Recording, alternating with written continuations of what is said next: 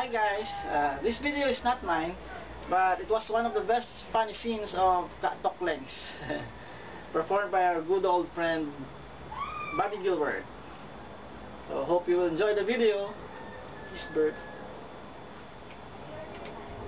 Sir! Sir! Si Sweet! Si Sweet! Ano nangyari kay Sweet? Kaya nagpatawa na malay. Ha? Sir, bigla na yung nakita namin, sir. Tapos yung kulang po nakabalot sa kanya, sir. Shit! Sinayaan yung mag-isa yung bata? Dapat kahit isa man sa inyo, kasama niya. Alam niyo, cargo natin yan pag may nangyari sa kanya. Pasensya na po kayo, Ma'am Andrea. Pareho po kasi kami nag-a-analyze nung kulambo sa ampul eh. Nung makita po namin siya, nababalot na po siya nung kulambo. Yung ba yung pinadala ko sa'yo? Sweet! Gising na, Sweet! Malakas yung pakiramdam ko na yung kulabat na yun, naghahanap ng bagong malilipatan eh. Kaya yung katawan ni Sweet yung pinagka-interesan niya eh. Katokling, ano ba maiging gawin dito? Kailangan may labas natin agad ang kulabat sa katawan ni Sweet. Ayaw mo! Nabasa ko dito kanina eh. Maaaring mapuksa ang kulabat sa oras na silaban yung bagay kung saan nandun ang kulabat. Teka! Ha? Ibig sabihin tutustahin natin si Sweet? Kailangan natin kunin yung kulambo kung saan nanggaling yung kulabat. Para bumalik siya doon, para iwan yung katawan ni Sweet. Bilis, kunin mo. Kunin mo yung kulambo. Eh, sir, baka mamadyan nandiyan pa yung kulang pag naman dumikit sa akin dyan eh. Bilis, bilis. Sabi mo.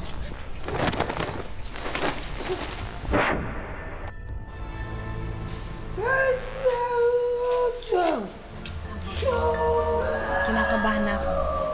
Kanina pa nag-o-orasyon yan si Kato, pero wala pa rin malay si Sweet. Hindi kaya kinuha na nung kulabat yung spirit niya. Hindi naman siguro, ma'am, kasi pinagpapawisan pa si Sweet eh.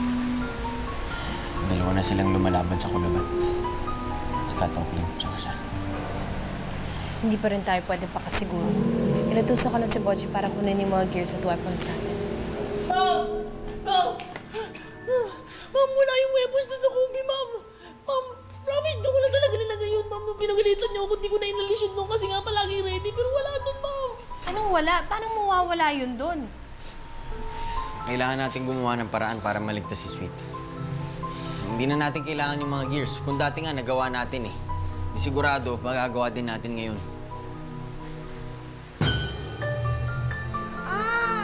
Sweet! Saboy, mukhang nahihirapan ng bata. Pwede mo ba siyang tulungan? Pumasok ka sa loob at bibigyan kita ng anas para makita mo kung paano yung kalaban.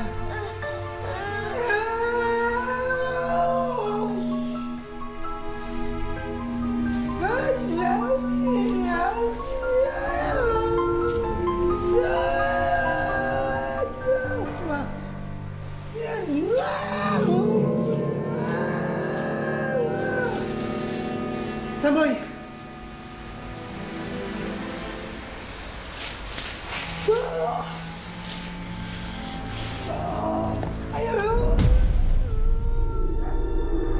Hoy!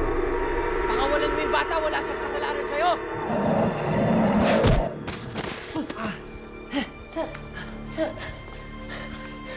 Nakaharap ko yung kulabat eh. Kailangan ilabas natin si Sweet dyan kasi pati yung katawan ni Sweet gusto niyang gawing tahanan eh. Malakas si Sweet. Matapang ang bata. Kaya hindi siya agad malukuban ng kulabat. Pero dahil dinadaganan siya, limitado ang kanyang kilos. Apoy. Apoy! Spirito laban sa apoy. Sunugin natin tong kulambong to kasama ng kulabat na yan. Samboy si Sweet. Paano kung... Akong bahala, ma'am. Akong bahala. Puprasahin natin ang kulabat na ipakita ang sarili niya sa atin. Kaya Samboy, kunting panahon na lang at meron tayo. Importanteng makalabas kayo kaagad ni Sweet o di kaya pati kayo ay pwedeng masunog. Samboy, sigurado ka ba? Sir, baka mamaya gusto lang kayo sa loob niyan. Bahala na. Basta importante maligtas natin si Sweet. Ano? Ready na kayo? Sir, mukhang ready na rin yung kulabat, sir. Sige. Sige, no? Go, Samboy.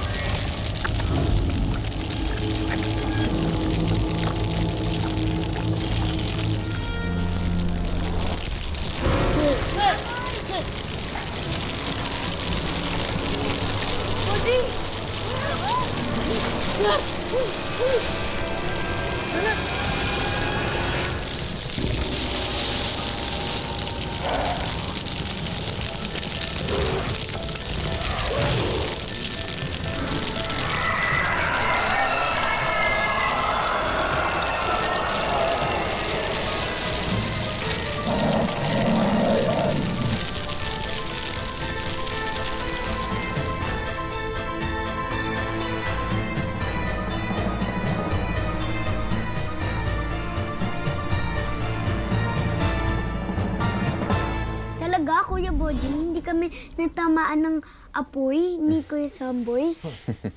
Alam mo, Sweet, hindi naman mahirap paniwalaan yun. Kasi balo tayo ng basang kumot. Alam mo kung ano nakakabilib? Yung lakas ng loob mo. Isipin mo yung kulabat. Tignan mo, hindi na pamahayan yung katawan mo, nalabanan mo yun, di ba? At Sweet, isa lang ang ibig sabihin yan. Na may kakaiba kang lakas at malinis ang iyong kalooban. Kaya, dapat lagi kang good girl para hindi ka namamahayan ng masasamang loob, katulad ni Boji, ganyan. Excuse me. Buti na lang hindi ako inatake nung big fat girl na yun. Dahil kung hindi, may kalalagyan siya. Hi guys! Oh. Na-late yata ako sa adventure niyo. Speaking of, Sorry Ano, hindi sweet, pa. okay ka lang ba? Hindi big, Nabataan ko yung pero nangyari. girl. Alam mo, maaga ka pa for yesterday. For tomorrow. For tomorrow. May ganon? Babes! Ano ka ba? Ito silusog masyado.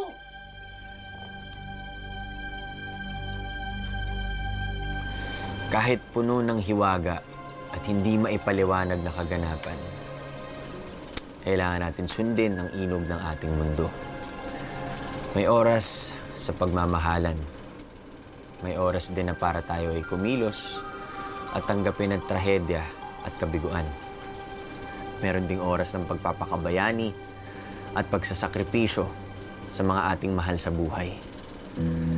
Minsan din may mga oras na imbis na humanap ka ng kasagutan, tanggapin mo na lang yung mga nangyayari sa buhay.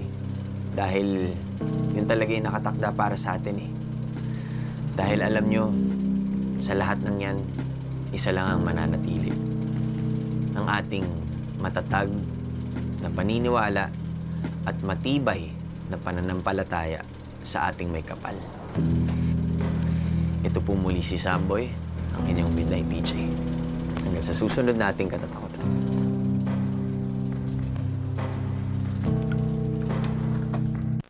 Abangan sa season finale ng Midnight DJ.